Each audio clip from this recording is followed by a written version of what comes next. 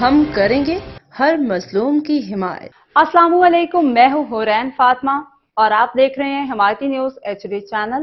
نظر ڈالتے ہیں آج کی اہم خبروں پر۔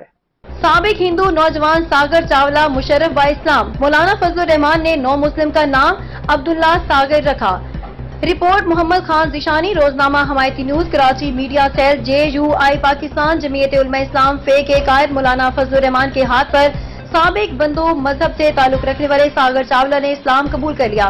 اس موقع پر مولانا فضل الرحمان نے نو مسلم کو کلمہ توحید پڑھایا اور دین اسلام کے بنیادی عقائد کی تعلیم دی۔ مولانا فضل الرحمان نے نو مسلم کا نیا اسلامی نام عبداللہ ساگر رکھا اور ان کے ایمان پر ثابت قدم رکھنے کی دعا کی۔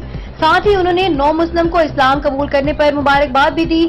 تقریب میں مفتی مصباح الدین MNA اقبال اوان، مفتی ظاہر شاہ، ڈاکٹر ضیاء الرحمان، مفتی عبدالشکور احمد سعید، نصیب اللہ خان کاکڑ، ضیاء اللہ، زبیر عباسی، سیف اللہ عثمانی، ملک سفیر عالم اور دیگر رہنما بھی موجود تھے۔